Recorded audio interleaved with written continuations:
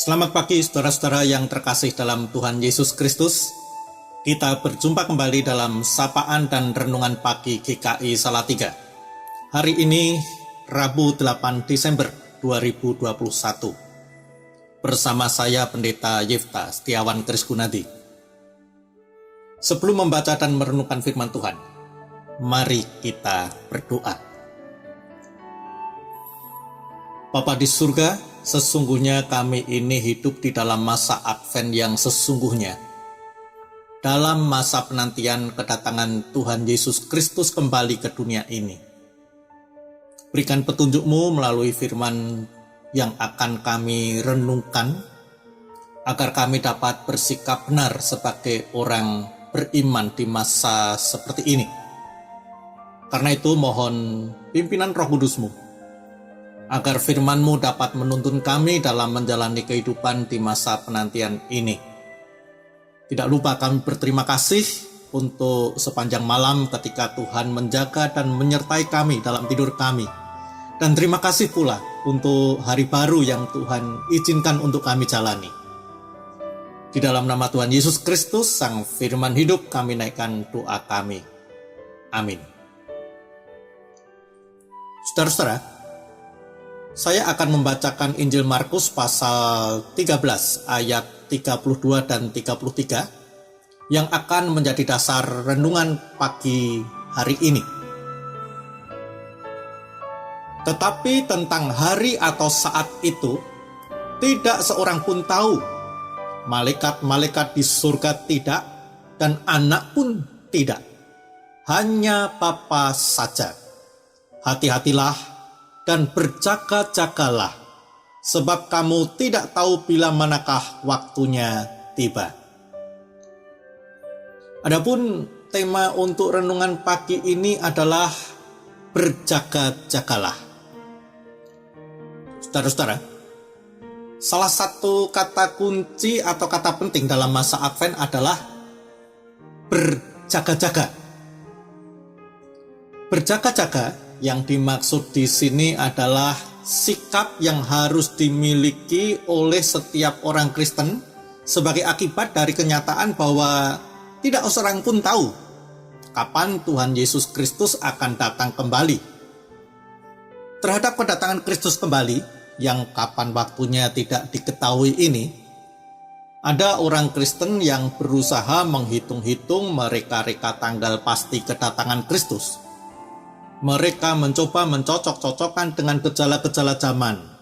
Kalau tanggalnya sudah ketemu dan mereka sangat meyakini bahwa itu benar, mereka merasa tidak perlu berbuat apa-apa lagi dan hanya menunggu saat itu tiba. Ini sikap ekstrem pertama yang cukup banyak terjadi. Entah kita melihatnya sendiri secara langsung atau sekadar mendengar dari berita-berita. Sebuah sikap yang jelas-jelas aneh. Di mana anehnya? Begini, Kristus saja tidak tahu kapan waktunya. Lah kok mereka bisa mengaku tahu dan memastikan tanggal kedatangan Kristus? Berarti mereka ini malah lebih dari Kristus sendiri kan? Sikap yang berikut, apatis dan berpikir kedatangan Kristus itu nonsens, tidak akan pernah terjadi, karena nyatanya sampai saat ini Kristus tidak kunjung datang juga. Bahkan sudah ribuan tahun sejak Ia menjanjikannya akan datang kembali. Akhirnya orang yang demikian menjadi terlena, tidak berjaga-jaga sama sekali, malah mungkin kedatangan Kristus kembali sudah tidak ada dalam pikiran mereka. Akibatnya mungkin hidup orang yang seperti ini akan menjadi sembarangan, seenaknya sendiri, tidak peduli pada Tuhan dan kehendaknya, tidak peduli pada orang lain. Atau mungkin menjadi orang yang tidak berpengharapan, mudah putus asa, dan mudah ditenggelamkan oleh berbagai masalah dan kesulitan hidup yang menerpa. Karena tidak ada pikiran dan penghayatan sama sekali dalam diri mereka bahwa Tuhan akan datang menolong, menyelamatkan. Nah, ini sikap ekstrim yang kedua yang bisa terjadi. Kita pasti tahu bahwa kedua sikap itu keliru. Sudah jelas bahwa tugas kita bukan untuk mencari tahu tanggal pastinya kedatangan Kristus.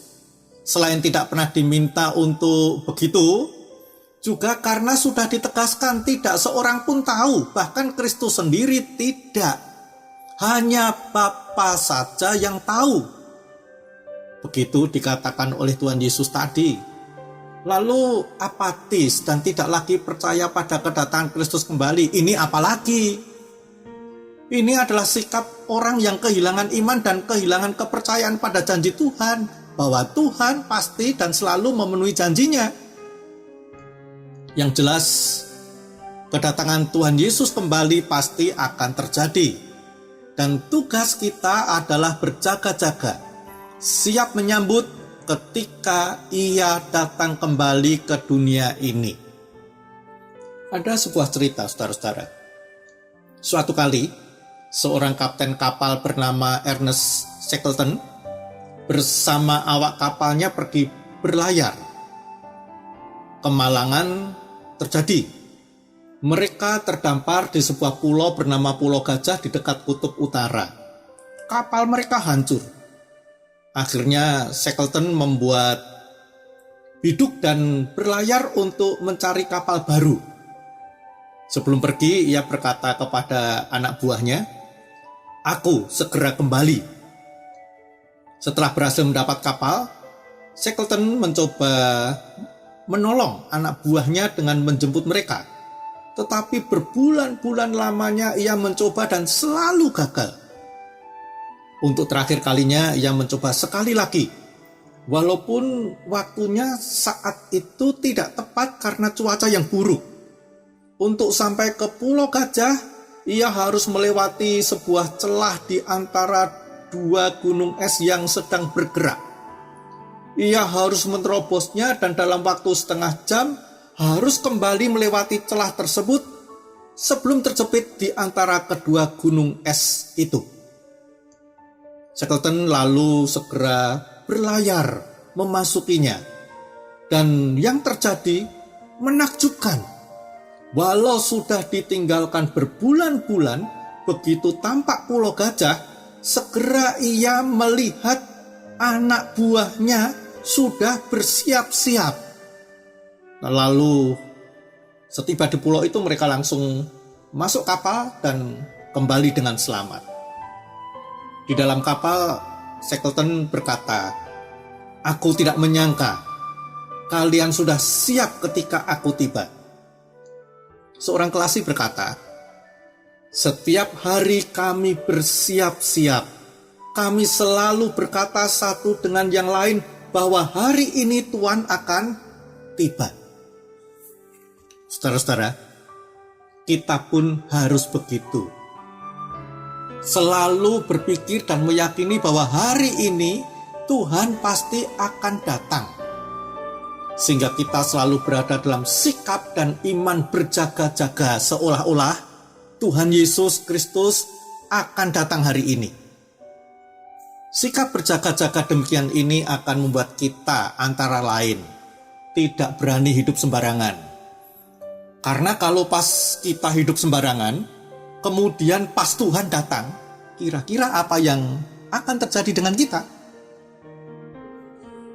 Juga sikap berjaga-jaga ini membuat kita bisa selalu memiliki gairah dan semangat hidup, tidak mudah menyerah dan sanggup bertahan menghadapi situasi hidup apapun dan yang tidak baik sekalipun.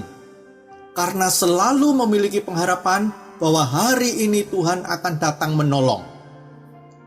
Ingat, Kristus yang akan datang kembali ini adalah Tuhan yang sama, yang lahir dan berkarya lebih dari 2000 tahun lalu demi menyelamatkan kita.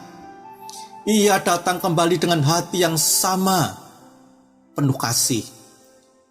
Juga dengan tujuan yang sama, menyelamatkan kita, orang-orang yang tetap beriman kepadanya. Amin. Selamat pagi, saudara-saudara. Sesuai janjinya, Tuhan Yesus pasti akan datang kembali. Karena itu, berjaga-jagalah senantiasa. Tuhan Yesus memberkati.